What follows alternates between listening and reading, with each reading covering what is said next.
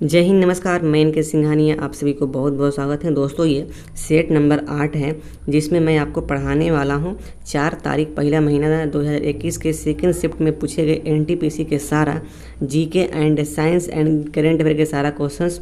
तो दोस्तों चलिए इस सेशन को स्टार्ट करते हैं। दोस्तों, पहला क्वेश्चन है 2011 की जनगणना के अनुसार भारत का लिंगानुपात क्या था। देखिए दोस्तों, लिंगानुपात 940 था, ठीक है। और सबसे अधिक टॉप पे कौन था, तो वह हरियाणा राज्य है। अगला प्रश्न,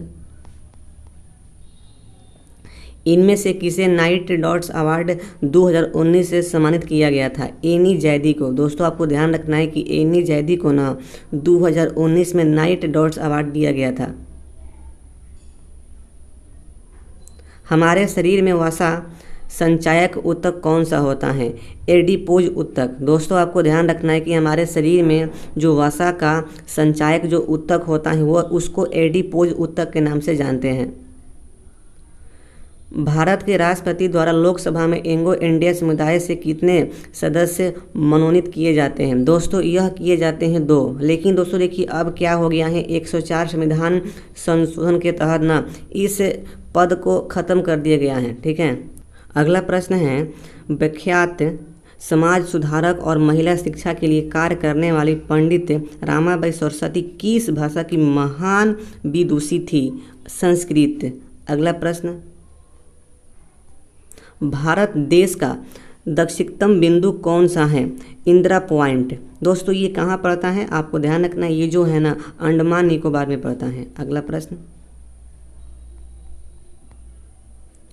गांधी स्मृति एवं दर्शन समिति GSDS का गठन कब किया गया था।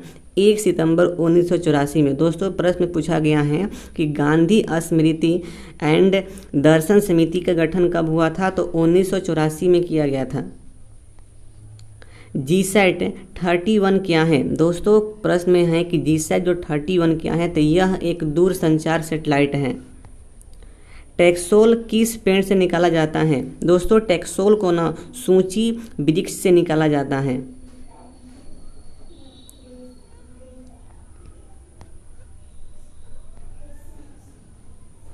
फसलों के लिए निम्नलिखित में से कौन सा निकाय न्यूनतम समर्थन मूल्य की अनुशंसा करता है। दोस्तों यहाँ पे बात हो रहा है MSP का, मतलब कौन सा जो संस्था है ना जो अनुशंसा करता है वह संस्था होता है CACP, न्यूनतम समर्थन मूल्य MSP।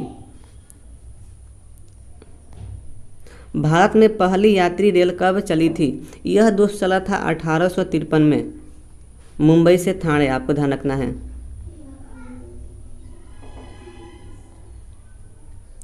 भारत में श्वेत क्रांति का जनक किसे माना जाता है।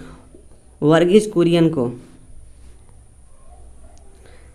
चींटी के डंक में कौन सा अम्ल पाया जाता है। दोस्तों प्रश्न पूछा गया कि चींटी के डंक में कौन सा अम्ल पाया जाता है। तो देखिए यहाँ पर ना नाम यहाँ पे गलती यहाँ पे दिया गया है। यहाँ पे क्या होगा जानते हो, यहाँ पे होगा मीथेनोइक अम्ल होता है, मीथे यहाँ पे होगा। इसका देखिए फार्मूला होता है CHCOOH होता है। इसको सल्फोनिक अम्ल के नाम से भी जाना जाता है।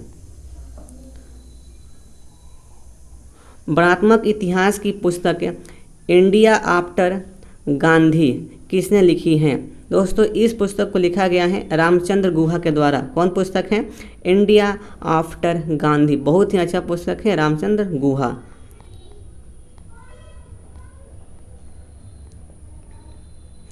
निम्नलिखित में से कौन सी नोबल गैस है। आर्गन। नवंबर 2020 के अनुसार भारत का नवीनतम उच्च न्यायालय कहाँ बनाया गया है। दोस्तों यह बनाया गया है अमरावती। दोस्तों इस प्रकार से भारत में कुल उच्च न्यायालय की संख्या 25 हो गया है। अगला प्रश्न, सांभर झील कहाँ स्थित है। यह झील स्थित है राजस्थान में और यह देश का सबसे बड़ा खारा पानी का झील है। अगला प्रश्न, यूनिसेफ का मुख्यालय कहाँ स्थित है। दोस्तों प्रश्न में पूछा गया है कि यूनिसेफ का मुख्यालय कहाँ है, तो मुख्यालय न्यूयॉर्क में है। इसका स्थापना हुआ था 1946 में। अगला प्रश्न, दोस्तों अगला प्रश्न है MS ऑफिस 2010 की एक्सेल वर्कबुक में डिफ़ॉल्ट तौर पर कितनी सीट्स शामिल की होती हैं? देखिए दोस्तों, तो यहाँ पे 3 होगा। अगला प्रश्न, 2020 के अनुसार वह एकमात्र व्यक्ति कौन है जिन्हें भौतिकी के लिए 2 बार नोबेल पुरस्कार मिला है? जॉन बॉर्डिन। जॉन बॉर्डिन को 2020 में भौतिकी के लिए 2 बार नोबेल पुरस्कार दिया गया है। ब्लूटूथ के आविष्कारक का नाम क्या है? जॉब हॉटसन।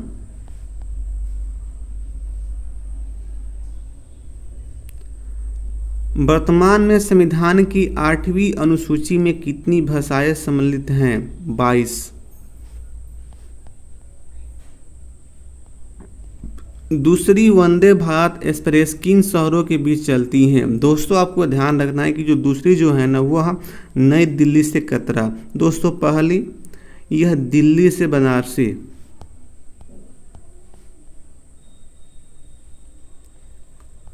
स्वच्छ सर्वेक्षण 2020 के अनुसार भारत का कौन सा शहर सबसे स्वच्छ शहर घोषित किया गया था? दोस्तों इंदौर हैं। और दूसरे नंबर पर सूरत।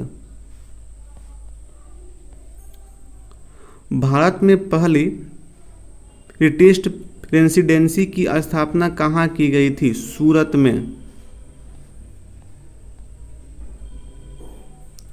भारतीय रिजर्व बैंक की स्थापना कब की गई थी? अप्रैल 1935 में। दोस्तों भारतीय रिजर्व बैंक यानी कि RBI की जो स्थापना हुई थी यह अप्रैल 1935 में किया गया था।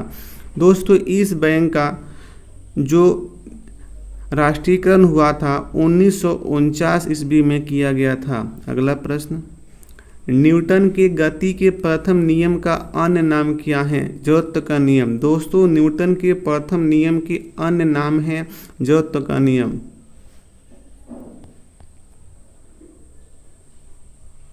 नवीकरणीय ऊर्जा उत्पादन क्षेत्र और सार्वजनिक क्षेत्र के उपक्रमों के बीच संयुक्त उद्यम करने की अनुमति देने के लिए संसद द्वारा परमाणु ऊर्जा संशोधन विधेयक कब पारित किया गया था? दोस्तों यहाँ पे प्रश्न बोला गया है कि परमाणु ऊर्जा संशोधन विधेयक कब पारित किया गया था? तो यह पारित हुआ था 2015 में।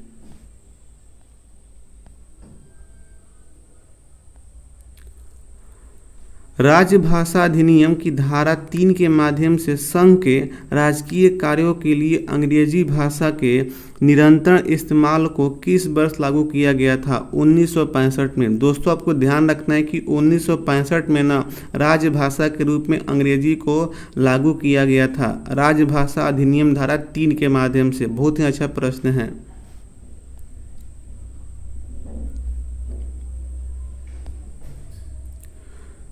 सुशील कुमार ने किस खेल के लिए ओलंपिक पदक जीता था? दोस्तों आपको ध्यान रखना है कि जो सुशील कुमार है ना यह कुश्ती खेल के लिए ओलंपिक पदक जीते थे। दोस्तों आपको ध्यान रखना है कि 2008 में ना इसने सिल्वर मेडल जीते थे। और देखिए दोस्तों 2012 में इसने क्या तो कांस्य पदक जीते थे।